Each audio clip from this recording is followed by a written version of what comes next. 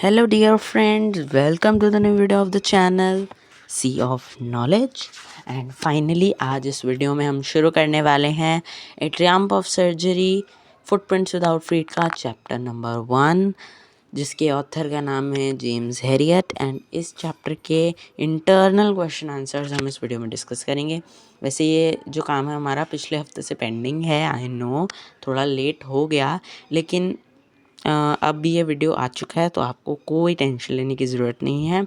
अभी इसमें सिर्फ इंटरनल क्वेश्चंस आएंगे और जो टेक्स्ट बुक और वाले जो क्वेश्चंस हैं, एक्सरसाइज वाले जो क्वेश्चंस हैं, वो हम अगले वीडियो में करेंगे क्योंकि क्वेश्चंस फिर बहुत सारे हो जाते हैं, फिर आपको समझने में प्रॉब्लम होती एंड वीडियो भी फिर बहुत ज़्यादा लंबी बन जाती है। एंड ये टोटल 9 क्वेश्चंस हैं और ज़्यादा छोटे नहीं हैं और ज़्यादा बड़े भी नहीं हैं। वैसे तो मैंने छोटे छोटे बनाने की कोशिश की, लेकिन छोटे छोटे फिर कितने ही बना लेंगे हम।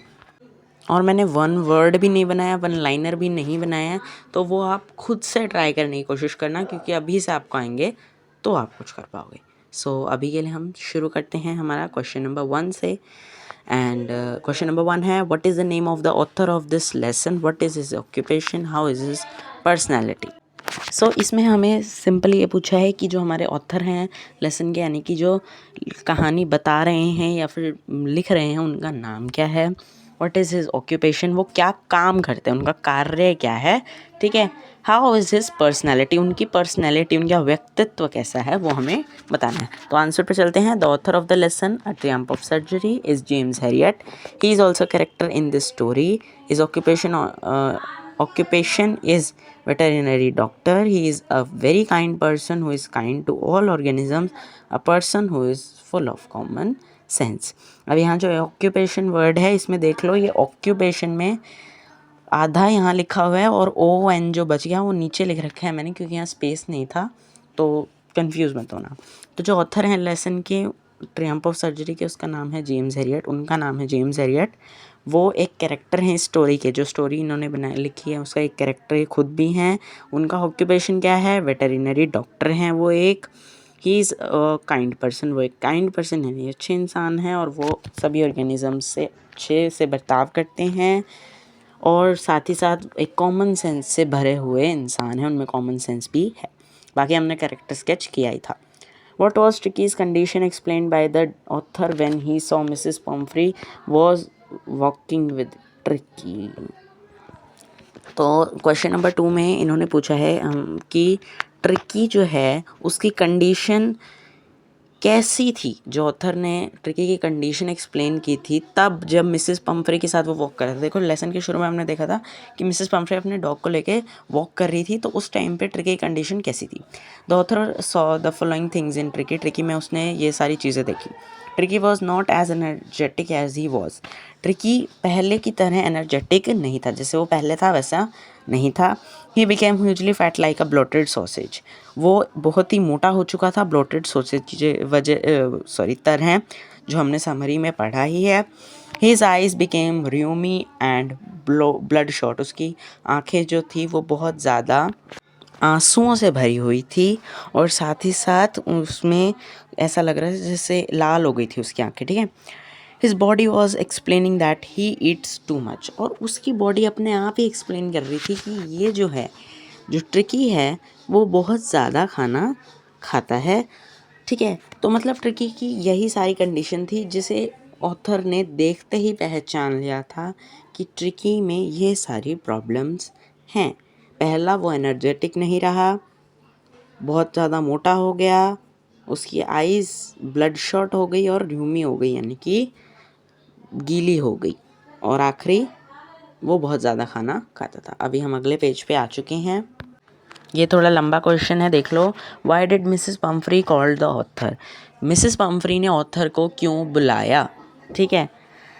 After seeing Tricki's condition the author was worried about him.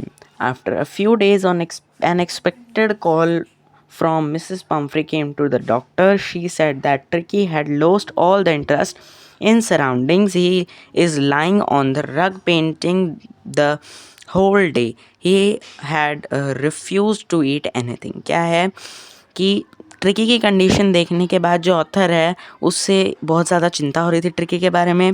After a few days, कुछ दिनों के बाद, एक एक्सपेक्टेड कॉल, यानी कि एक ऐसी कॉल जिसके बारे में ऑथर सोच सकता था, वो कॉल आई मिसेस पम्फ्रे की तरफ से।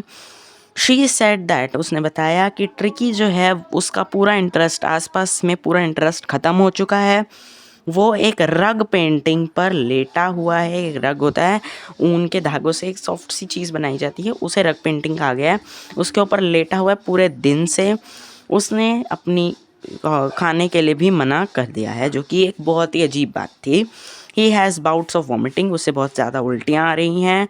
Even he had left all his favourite food items. She was very tensed and crying. तो जब जो कॉल आया था उसके अकॉर्डिंग मिसेस पम्फ्री बता रही हैं कि ट्रिकी की कैसी कंडीशन है, उसे वॉमिट हो रही है, वो कुछ नहीं कर रहा है, सिर्फ लेटा हुआ है, और साथ ही साथ उसने अपना फेवरेट फूड खाना भी छोड़ दिया है। और उसकी इसी बात पर वो जो थी बहुत ज़्यादा रो रही थी और बहुत ज़्यादा टेंशन में भी आ गई थी। अगला question, what were the things Tricky like to eat the most? कौन सी ऐसी चीज़ें थी जो ट्रिकी को बहुत ज़्यादा खाने में पसंद थी? छोटा सा क्वेश्चन है। Majorly, he loved to eat cream cakes and chocolates, but his diet included cod, liver oil, Horlicks and brandy too. वैसे तो सबसे ज़्यादा तो उसे क्रीम केक्स पसंद थे और चॉकलेट्स पसंद थी, यानी कि केक खाता था वो क्रीम वाले, और चॉकलेट्स बहुत पसंद थी उसे। लेकिन बट हिज डाइट, उसकी जो डाइट थी, इंक्लूडेड, उसमें इंक्लूड था, क्या इंक्लूड था? कोड लिवर ऑयल, ये एक कह सकते हो किसी के लिवर का ऑयल निकाला जाता है, वो है। हॉर्लिक्स, और साथ ही साथ ब्रांडी, यानी कि जो है ब्रांडी वाइन को कह सकते हो वैसा, ठीक है, वो सब जो है उसकी डाइट में था। तो कुल मिला के हमने इस क्वेश्चन में ये बताया है कि उसकी डाइट कैसी थी और उसको फेवरेट चीज़ें क्या थी, ठीक है। अगला क्वेश्चन जो है वो करने से पहले आप ये वाला क्वेश्चन एक बार फिर से समझ लो, ऊपर वाला question number 3। After seeing Tricki's condition, Tricki की कंडीशन को देखने के बाद जो ऑथर था वो परेशान था। देखो कैसा, इसमें क्वेश्चन ये पूछा है कि मिसेस पम्फ्री ने ऑथर को क्यों कॉल किया। तो ट्रिकी की कंडीशन देखने के बाद ऑथर वैसे बहुत ज़्यादा चिंता में था। और after few days unexpected call come from, तो क्या हुआ, जब कुछ दिनों बाद एक एक्सपेक्टेड कॉल, यानी कि ऐसी कॉल, ऐसा फ़ोन जो कि डॉक्टर को पता था कि आना ही आना है, तो वही फ़ोन, वैसा ही फ़ोन मिसेस पम्फ्रे की तरफ से डॉक्टर के पास आया और उसने ट्रिकी की बुरी हालत के बारे में बताया कि उसका आसपास इंटरेस्ट ख़त्म हो चुका है, वो पूरा दिन एक ही जगह पे पड़ा हुआ है, उसने खाने से भी मना कर दिया है, वो अपनी फेवरेट चीज़ें भी नहीं खा रहा है, उसे उल्टियाँ आ रही हैं और वो बाहर घूमने भी नहीं जाना चाहता है। और इसी बात पे वो जो मिसेस पम्फ्री थी वो बहुत ज़्यादा टेंशन में आ चुकी थी, ऑल्सो वो रो भी रही थी। तो मतलब कि हमें इसमें ये बताना है कि जो ऑथर के पास जब मिसेस पम्फ्रे का फ़ोन क्यों आया था, और इसमें हमें सिर्फ इतना लिखना है कि जो हमारी ट्रिकी है उसकी टोटली कंडीशन क्या थी उस टाइम पे जब मिसेस पम्फ्री ने कॉल किया। उसके बाद जो हमने अगला क्वेश्चन किया है उसमें हमने सिर्फ ये बताया है कि ट्रिकी की फेवरेट चीज़ें क्या थी। याद रख लेना, बहुत ही इम्पॉर्टेंट भी हो सकता है क्वेश्चन, क्योंकि पेपर में ये भी आ सकता है। छोटे से छोटा क्वेश्चन कि ट्रिकी को खाने में क्या पसंद था, क्रीम केक्स, चॉकलेट्स, और साथ ही साथ उसकी डाइट में कोड लिवर ऑयल, हॉर्लिक्स और ब्रांडी भी थी। ये डाइट है उसकी, ये भी लिख सकते हो आप। उसके बाद अगला है why Mrs Pumphrey gave Tricky too much food. तो अब अगला क्वेश्चन ये आ जाता है कि मिसेस पम्फ्री ने ट्रिकी को खाना इतना खिलाया क्यों था। जैसे हमने तो ये पढ़ा ना, शुरू में ही ट्रिकी को हमने मोटा हुआ देखा था, तो उसका कारण क्या था, मिसेस पम्फ्री ने उसे इतना खाना खिला क्यों दिया, आखिर ट्रिकी के साथ हो क्या गया था ऐसा। Mrs Pomfrey was very emotional who was pampering her dog too much. तो मिसेस पम्फ्रे एक ऐसी औरत हैं जो कि बहुत ज़्यादा इमोशनल हैं और वो अपने डॉग को बहुत ज़्यादा पैम्पर कर रही हैं, इतना कि हद से ज़्यादा हो चुका है वो, क्योंकि उनके लिए सिर्फ अकेला वही है, उनका जो सबसे प्यारी चीज़ वही है उनके लिए। She gave him to much food because she thought that he is suffering from मल न्यूट्रिशन। तो अब उसे इतना सारा खाना देने का कारण ये था, जब हमने शुरू में चैप्टर पढ़ा था, आपने लेसन अगर नहीं पढ़ा तो मैं आपको बता दूं, पढ़ना था, तो उसमें हमने पढ़ा था कि ट्रिकी जो है उसे बहुत ज़्यादा खाना देने का ये कारण था कि उसे लगा कि जो ट्रिकी है बहुत ज़्यादा न्यूट्रिशन, यानी न्यूट्रिशन का मतलब है कुपोषित, ठीक है, मतलब उसमें पोषण की कमी हो चुकी है, ठीक है, इसलिए उसने उसे इतना सारा खाना दिया। अभी इस पेज की एक लाइन है वो मैं पढ़ देता हूँ, देन ये अगला पेज आ चुका है, ठीक है, ये क्वेश्चन भी थोड़ा लंबा है। So she added many things, ये था पिछली लाइन में, so she added many things in Tricky's diet. तो उसने क्या किया, ट्रिकी की डाइट में, ट्रिकी के खाने में बहुत सारी चीज़ें जोड़ दी। तो कुल मिला के ट्रिकी को मल न्यूट्रिशन देखकर उसने क्या किया, उसकी डाइट बढ़ा दी। Also the dog was very greedy, और इसमें डॉग की भी गलती थी क्योंकि वो भी बहुत ज़्यादा ग्रेडी यानी लालची था। He can eat food at any time, वो किसी भी समय पर खाना खा सकता था। His favourite food was cream cake and chocolates, और उसका फेवरेट खाना हमने यहाँ पे भी लिख दिया कि वो उसे क्रीम केक्स और चॉकलेट पसंद थे। And Mrs Pumphrey can not see him in pain और can not control herself to pamper her dog, she also gave Tricki wine to drink. और मिसेस पम्फ्रे एक ऐसी लेडी थी जो कि अपने डॉग को पेन में नहीं देख सकती थी, साथ ही साथ वो उसे खुद को कंट्रोल नहीं कर सकती थी उसको ट्रिकी को पैम्पर करने के लिए, सो इसलिए वो ट्रिकी को वाइन भी पिलाती थी। अगला क्वेश्चन, 6th क्वेश्चन, इसके मैंने 3 पार्ट्स बनाए हैं क्योंकि तीनों पार्ट्स एक दूसरे से थोड़े थोड़े कनेक्टेड हैं। What happened at the surgery, इसमें तीनों क्वेश्चंस जो बनाए हैं, तीनों पार्ट जो बनाए हैं, उन तीनों में ही हम ये पढ़ेंगे कि सर्जरी के बारे में पढ़ेंगे, सर्जरी में क्या हुआ, ट्रिकी के साथ क्या हुआ वगैरह वगैरह। What happened at the surgery, surgery पर क्या हुआ, और यहाँ पे मैंने ब्रैकेट में लिख रखा है व्हेन ट्रिकी रीच्ड देयर, जब ट्रिकी वहाँ पहुँचा तो सर्जरी पर क्या हुआ। When the author took Tricky to the surgery, Tricky was very sad. He was silent. When he was put on the carpet, he became motionless. The other dogs sniffed him but declared him as an uninteresting thing.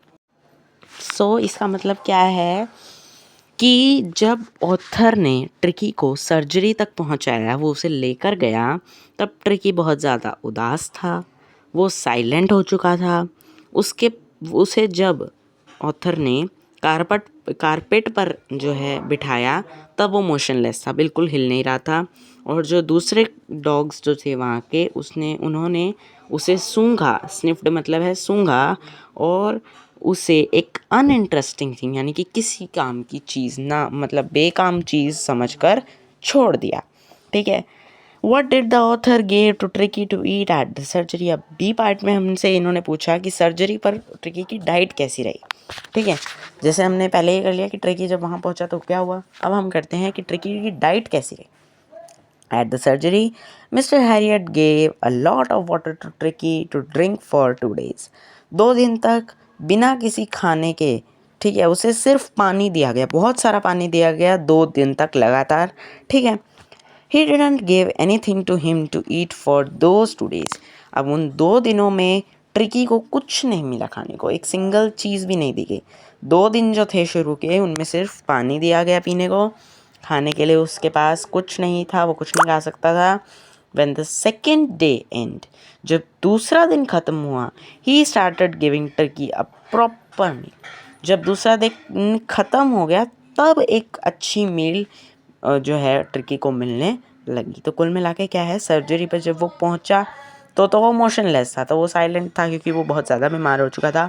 और दूसरे dogs ने जब उसे सूंघा तो उन्हें लगा कि ये एक अनइंटरेस्टिंग थिंग है, यानी कि एक बेकाम चीज़ है, और उन्होंने उसे सूंघ कर ही छोड़ दिया, ठीक है, क्योंकि उनके लिए किसी काम का नहीं था, जब वो हिल ही नहीं रहा तो उनके साथ खेल भी नहीं सकता था वो। और जब वो सर्जरी पे गए उस टाइम पे ये सब हुआ, और फिर जब फूड की बारी आई खाने के टाइम पे, सिर्फ 2 दिन तक उसे पानी मिला बहुत सारा। उसके बाद 2 दिन के बाद उसे एक अच्छी डाइट देनी शुरू कर दी। क्यों देनी शुरू कर दी, क्योंकि वो आसपास इंटरेस्ट दिखाने लगा था।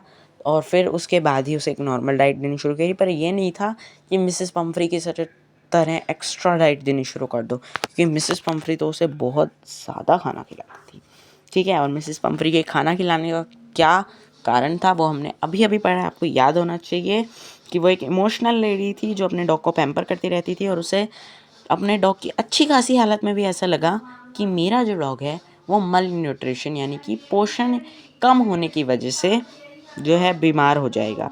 तो उसने उसे इतना खाना खिला दिया कि वो खाना खाने की वजह से बीमार हो गया, ठीक है। और इसमें भी हमने रिप्रेजेंट कर दिया है कि उसकी फेवरेट थिंग्स क्या हैं, ठीक है। ऑल्सो इस क्वेश्चन में यानी कि जो हमारा 5th क्वेश्चन था उसमें हमने सारी चीज़ें बता दी और आपको पता होना चाहिए कि चैप्टर के शुरू में जो बात कही गई थी वो पिछली स्टोरी थी। ओके, सो ये वाला जो है टॉपिक यहीं ख़त्म हो गया, मतलब ये वाला क्वेश्चन जो थी यहीं ख़त्म हुआ। अब क्वेश्चन नंबर 6 का C part, how did Tricky recover, Tricky recover कैसे हो गया, ठीक है। तो अब इसमें हम ये पढ़ेंगे, Tricky recovered when he was taken to the surgery, Tricky recover हुआ जब वो सर्जरी में लेकर जाया गया। इसमें भी सर्जरी के बारे में है कि ट्रिकी की ठीक होने के पीछे क्या कारण था। First 2 days were very difficult, पहले 2 दिन बहुत ही ज़्यादा मुश्किल थे। सर्जरी में पहले 2 दिन बहुत ही ज़्यादा मुश्किल थे। He only got water to drink, उसे सिर्फ खाना मिला, उसे सिर्फ पानी मिला पीने के लिए। ही वॉज मोशनलेस, वो पूरे तरीके से हिलने डुलने लायक नहीं था, मतलब वो मोशनलेस हो चुका था। He was given some diet after living 2 days at the surgery, कुछ 2 दिन बिताने के बाद सर्जरी पे उसे एक अच्छी डाइट मिलने लगी। Because now he started showing interest in the surroundings, क्योंकि अब उसे उसका इंटरेस्ट सराउंडिंग्स में बढ़ गया था। ये लाइन मैंने अभी पिछले क्वेश्चन में आपको बताई है एंड ये सेम लाइन ही है, बस उसमें सराउंडिंग वाली बात नहीं लिखी हुई थी। Now he started exercise and playing, अब उसने एक्सरसाइज करना शुरू कर दिया, प्लेइंग यानी खेलना शुरू कर दिया है। एंड आफ्टर फोर्टनाइट, और एक फोर्टनाइट के बाद ही वॉज फुली रिकवर्ड, वो पूरे तरीके से रिकवर हो चुका है। 2 हफ्तों के बाद वो रिकवर हो गया था। कुल मिला के इस क्वेश्चन में क्या था कि पहले 2 दिन बहुत मुश्किल भरे थे, उसमें पोइट ने ऑथर ने यानी जेम्स हैरियट ने ट्रिकी पर पूरी नज़र रखी, उसे सिर्फ पानी मिला पीने के लिए, वो मोशनलेस था, हिल नहीं रहा था। ही वॉज सम, अब उसे कुछ एक डाइट मिलने लगी 2 दिन तक, जो क्योंकि वो जो है इंटरेस्ट दिखाने लगा था, तो 2 दिन बाद उसे डाइट मिलनी भी शुरू हो गई और अब उसने एक्सरसाइज और खेलना भी चालू कर दिया। What were the words of Mrs. Pumphrey when she was going back home after picking up Tricky from the surgery to the author? तो अब इसमें हमें ये बताना है कि मिसेस पम्फ्री जब ट्रिकी को लेकर घर जा रही थी तो उसका क्या रिएक्शन था, कह लो क्या बातें उसने पोइट से, ऑथर से कही, ठीक है, सर्जरी से बाहर निकलते time. She thanked mister Harriet, उसने मिस्टर हैरियट को शुक्रिया अदा किया। एंड ओनली सेड, और उसने सिर्फ एक ही बात कही, that this is a triumph of surgery with tears in her eyes, उसकी आंखों में आंसू थे और उसने क्या कहा कि ये सर्जरी यानी कि जो हमारी सर्जरी थी उसकी विजय है। What is the moral of the story, अब आखिरी में हम 2 ही चीज़ें करने वाले हैं, 2 ही क्वेश्चन करने वाले हैं, जिनमें एक मोरल ऑफ द स्टोरी पढ़ने वाले हैं एंड दूसरे में कि जो टाइटल है उसके बारे में बात करेंगे, डिस्कशन करेंगे हम। तो मोरल ऑफ द स्टोरी है, in the story we learn that how a dog was over pampered, हमने इस स्टोरी में यही पढ़ा कि कैसे एक डॉग यानी कि एक जो मालकिन के द्वारा अपनी एक डॉग जो है बहुत ज़्यादा पैम्पर कर दिया गया, बहुत ज़्यादा देखभाल की गई उसकी, by his mistress who can do anything for her dogs happiness, जो कि अपने डॉग्स यानी अपने जो उसने डॉग पाल रखा है उसकी हैप्पीनेस के लिए वो कुछ भी कर सकती है। Her over pampering led to many problems for the dog and her too, तो उसकी जो ओवर पैम्परिंग थी, ज़्यादा देखभाल करने वाली जो चीज़ थी, उससे प्रॉब्लम हुई किसको, डॉग को, साथ ही साथ उसे भी।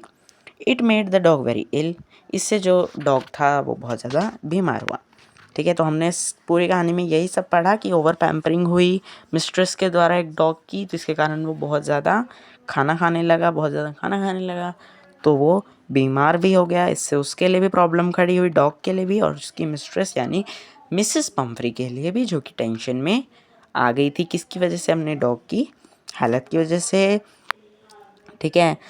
तो इस स्टोरी का मेन मोरल क्या था कि हमें किसी को भी ओवर पैम्पर नहीं करना चाहिए, क्योंकि उससे क्या होता है, प्रॉब्लम्स क्रिएट होती हैं। अब एक क्वेश्चन आप पढ़ोगे तो आपको ये पता लग जाएगा कि क्वेश्चन को लिखने का तरीका क्या है, क्योंकि मोरल तो आप सभी को पता है, लेकिन क्वेश्चन लिखने का मेन मोटिव क्या है, इससे आपको ये पता लग जाएगा क्वेश्चन बनाना कैसे है, आपको क्वेश्चन को लिखने का तरीका आ जाता है, क्योंकि ये जो क्वेश्चन है ये सब आपको पता लग चुके हैं। समरी पढ़ लिया आपने, अगर आपने लेसन पढ़ा है तो दैट्स वेरी गुड, बिकॉज मैंने कहा था सभी को समरी पढ़ाते हुए, मैंने 3-4 बार यही बात रिपीट की थी कि you have to read the summary, you have to read the lesson from the book, because poem की तो मैंने एक्सप्लेनेशन आपको करा दी, लेकिन मैंने लेसन में सिर्फ समरी कराई थी। और अगर आप समरी पढ़ के चले जाओगे तो आपको कुछ नहीं हो सकता, आपको लेसन भी पढ़ना चाहिए। समरी भी ज़रूरी है, लेसन भी ज़रूरी है, दोनों ही आपके लिए बहुत ज़्यादा काम आएंगे। So you have to read both of them. और क्वेश्चन आंसर सिर्फ इसलिए हैं ताकि आपको समझ आए कि what is the format of writing this. The mistress was very worried. अब इसका आगे हम कंटिन्यू करते हैं। The mistress was very worried about her dog. अब जो मिस्ट्रेस यानी मालकिन थी, हमें पता ही है, बहुत ज़्यादा जो है वो परेशान थी अपने डॉग के लिए। तो कुल मिला के मोरल ऑफ द स्टोरी में हम ये भी लिख रहे हैं कि कहानी क्या थी, एक शॉर्ट कहानी, ठीक है। तो अगर आप समरी कर लोगे तो ये क्वेश्चन भी बन जाएगा। तो जब डॉग बीमार हुआ ओवर पैम्परिंग की वजह से, ज़्यादा खाने की वजह से, तो वो जो मिस्ट्रेस थी उसकी यानी मालकिन जो थी वो बहुत ज़्यादा जो है टेंशन में आ गई। She also send some food for her dog at the surgery. From this story we came to know. अभी हम आगे जो है अगले पेज पर इसका पूरा मोरल करेंगे। यहाँ तक तो हमने सिर्फ स्टोरी पढ़ी है कि जो डॉग है उसकी जो मिस्ट्रेस थी उसने उसके लिए खाना जो है वो भी भेजा। कहाँ? सर्जरी पर भी खाना भेजा। तो अब देखो इसका मेन मोरल जो है इस स्टोरी का वो आ चुका है। अभी तक हमने सिर्फ इसकी स्टोरी पढ़ा है, अभी हम इसके मोरल पे जाते हैं, ठीक है। तो from this story we came to know that how over pampering may cause problems for us. Not only humans but also animals can become greedy and lazy due to over pampering. तो हमें इस story से सिर्फ एक ही सीख मिलती है कि ओवर पैम्परिंग जो है वो बहुत ज़्यादा प्रॉब्लम्स क्रिएट करती है हमारे लिए। नॉट ओनली ह्यूमन, सिर्फ ह्यूमन ही नहीं, एनिमल्स भी कैन बिकम ग्रेडी। वो जो हैं ह्यूमंस ही नहीं, एनिमल्स भी लालची और साथ ही साथ लेज़ी यानी कि आलसी बन सकते हैं। किसकी वजह से? ओवर पैम्परिंग की वजह से। अब क्वेश्चन नंबर 9 सबसे बड़ा क्वेश्चन है जिसमें हम टाइटल डिस्कस करेंगे। The title a triumph of surgery for this lesson is right और रॉन्ग। हमें पहला क्वेश्चन इसने इसी में पूछा है कि जो टाइटल है ट्रियम्फ ऑफ सर्जरी, ठीक है, एक सर्जरी की विजय, वो सही है या नहीं है या गलत है। मतलब why is it given to the story के ऊपर ये टाइटल क्यों लगाया गया, इसका कारण क्या था। व्हाट डज इट मीन, इसका मतलब क्या है। If it is right why. देखो सबसे पहले तो राइट और रॉन्ग बताना है कि वो सही है या गलत, उसके बाद बताना है कि वो स्टोरी पर क्यों लगाया गया, देन उसका मीनिंग क्या है, देन अगर वो सही है तो क्यों है। This title a triumph of surgery is right for this lesson. जो ट्रियम्फ ऑफ सर्जरी लेसन का जो ये टाइटल है बिल्कुल सही है इस लेसन के लिए।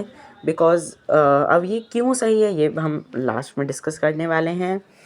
This was the words of Mrs Pomfrey when she was happy for her dogs recovery. ये वो वर्ड्स थे जो मिसेस पम्फ्री ने बोले थे जब वो अपनी डॉग के रिकवर होने पर बहुत ज़्यादा खुश हो गई थी। तो उनके मुंह से आखिरी में जाते जाते, सर्जरी से जाते जाते यही शब्द निकले थे। This title has a meaning. तो अभी यहाँ तक हमने ये पढ़ा कि ट्रियम्फ ऑफ सर्जरी जो है वो राइट है या रॉन्ग है। अब हम उसका मीनिंग पढ़ते हैं। Sorry, given to the story वाला जो था इसका क्वेश्चन का भी हमने आंसर कर लिया। ध्यान से देखो कि मिसेस पम्फ्री के आखिरी वर्ड से, इसलिए इसको हमने लेसन का नाम दे दिया गया क्योंकि ये जो लेसन है ये पूरी एक डॉग की सर्जरी और उसकी विजय का ही प्रतीक है, तो उसमें इसलिए हमने ये दिया। उसके बाद इसका मीनिंग है, मीनिंगलेस तो नहीं हो सकता है, ये मीनिंगफुल है। इस टाइटल में भी मीनिंग है। हेयर यहाँ पर triumph means victory and surgery means to take care of someone in his her illness.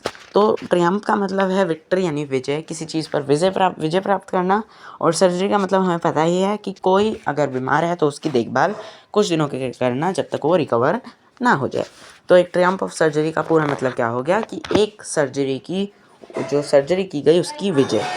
Eight the end the surgery became successful and Mrs Pumphrey, यहाँ पम्फ्री की स्पेलिंग गलत हो गई है, एच आएगा PUMPHIEY, एक गलती ये हो गई है छोटी सी। होप सो आप मुझे माफ़ कर दोगे इस गलती के लिए। Enjoyed it as victory so it was a triumph of surgery. तो इस स्टोरी के आखिरी में जब सर्जरी सक्सेसफुल हो गई और जब मिसेस पम्फ्री जो है इस बात की खुशी मनाने लगी, इसको एक विक्ट्री की तरह एंजॉय करने लगी, सो it was a triumph of surgery. क्योंकि ये जो है विक्ट्री की तरह एंजॉय किया गया, इसलिए ये विक्ट्री थी, विजय थी, ये ट्रियम्फ थी। किस चीज़ की? सर्जरी की थी। All the above lines prove that this is a right title for this lesson।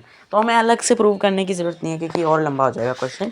जो अभी ऊपर हमने जितनी भी लाइंस रखी हैं उनसे सिर्फ सीधा सीधा मतलब प्रूफ हो जाता है कि जो टाइटल इस स्टोरी को हमने दिया, या कह लो जो हमारे जेम्स हेरियट ऑथर ने दिया, वो बिल्कुल सही था, अपनी जगह है, सही है ही। अब याद से मेन चीज़ें मैं आपको बता दूं, इनमें सबसे मेन क्वेश्चन नंबर 8 और 9 थे, जिसमें हमने मोरल ऑफ द स्टोरी किया और हमने टाइटल के बारे में भी पढ़ा। ये क्वेश्चंस हमेशा आ ही जाते हैं बिकॉज़ ज़रूरी हैं चैप्टर के लिए। मेन चीज़ें यही होती हैं कि उसका नाम क्यों रखा गया, ठीक है। इंग्लिश और हिंदी में तो यही पूछा जाता है, और उसका मोरल क्या निकला, स्टोरी जो थी उसका मोरल क्या था। साथ ही साथ इसके ऑथर का नाम याद कर लेना, जेम्स हेरियट, बहुत इजी है। 3 ही कैरेक्टर हैं। कैरेक्टर स्केच की वीडियो भी आ चुकी है चैनल पे, अगर आपने नहीं देखी अब तक सो प्लीज़ देख लो। और ऑल्सो इसके जो समरी है उसकी वीडियो भी आ चुकी है और तकरीबन 30 लोगों ने उसे देखा है, जो कि एक बहुत अच्छी बात है। लॉन्ग वीडियोस में सबसे ज़्यादा व्यूज़ उसी वीडियो पर आए हैं, जो कि बहुत ही बढ़िया बात है। एंड अभी कुछ ही टाइम में, यानी कि सिर्फ 9 व्यूज़ और चाहिए हमें, उन 9 व्यूज़ को कवर करते ही हमारे जो हैं 1K व्यूज़, टोटल चैनल पे 1K व्यूज़ हो जाएंगे, जो कि बहुत अच्छी बात है क्योंकि अभी हमें स्टार्ट किए हुए कुछ ही टाइम हुआ है एंड 1K व्यूज़ ओवरऑल ही आ गए, वो भी बहुत अच्छी बात है। लेकिन हो सकता है टाइम के साथ हर पर वीडियो पे भी 1K व्यूज़ आएँ, लेकिन अगर आप सब्सक्राइब करेंगे तो बेटर रहेगा क्योंकि हमारे सब्सक्राइबर्स नहीं हो रहे हैं, बढ़ रहे हैं, वो 10 सब्सक्राइबर्स ही हैं अब तक। And I request you to subscribe, please subscribe करो हमारा चैनल ताकि ग्रो कर पाए और ज़्यादा, एंड तभी वीडियोस की क्वालिटी और भी अच्छी हो पाएगी। आई नो अभी के लिए जो वीडियोस हैं वो ज़्यादा अच्छी नहीं आ पा रही हैं, लेकिन अगर आप लाइक एंड सब्सक्राइब करेंगे तभी तो हमारा चैनल ग्रो होगा। कमेंट्स भी आप नहीं करे हैं, मैं हर वीडियो में आपको कहता हूँ कि कमेंट करो। आज शुरू की 2 वीडियोस में मैंने गलती से कमेंट सेक्शन ऑफ कर दिया था, लेकिन अब सभी वीडियोस कमेंट सेक्शन ऑन के साथ आ रही हैं, तो आप प्लीज़ उसमें ये भी कमेंट कीजिए। एंड मैंने अभी पिछली वीडियो में आपसे पूछा है कि हमें कौन सा सब्जेक्ट अगला शुरू कर देना चाहिए, एंड अब तक सिर्फ मेरे पास 2 या 3 ही कमेंट्स आए हैं, जिसमें सिर्फ साइंस के बारे में बोला है। Also I am trying to go with chemistry because chemistry जो है उसके सिर्फ 4 ही चैप्टर्स हैं, ठीक है, एंड वो छोटे भी हैं। फिज़िक्स और बायोलॉजी के तो चाहे 4-4 5-5 चैप्टर जितने भी हैं, मैंने अभी देखा नहीं है, लेकिन केमिस्ट्री के 4 चैप्टर हैं, वो भी छोटे छोटे से ही हैं, तो वो जल्दी कवर हो जाएंगे। तो अभी हमने पहला चैप्टर शुरू करना है, जो कि बहुत इजी है, छोटा सा चैप्टर है, ठीक है। उसके नोट्स लगभग बन के तैयार हैं, ठीक है, एंड अब थोड़े से और रह गए हैं। So this was a video of our internal question answers, एंड जो पार्ट 3 आएगा इसका, उसमें हम करेंगे आगे जो बच गए हैं क्वेश्चन आंसर्स वो। ऑल्सो आप 1 वर्ड और 1 लाइनर जो क्वेश्चन आंसर्स हैं वो अपने आप इन्हीं क्वेश्चंस में से ढूंढो, क्योंकि कुछ क्वेश्चंस ऐसे हैं जिनमें खुद ही से 1 लाइनर्स बन रहे हैं, जैसे कि what is the meaning of Triumph of surgery, जो लेसन का नाम है उसका मतलब बताओ। एंड ऐसे कई क्वेश्चंस हैं जो कि अगर आप खुद से ढूंढोगे तो बेटर रहेगा, इससे आपको क्वेश्चंस एंड आंसर्स लिखने की भी अच्छे से समझ हो जाएगी। आई नो इंट्रोडक्शन ज़्यादा बड़ा नहीं था, लेकिन वीडियो ख़त्म करने से पहले मैं आपको वो सब बातें बताना चाहता हूँ जो कि ज़रूरी हैं। So this was the video, thank you, bye bye.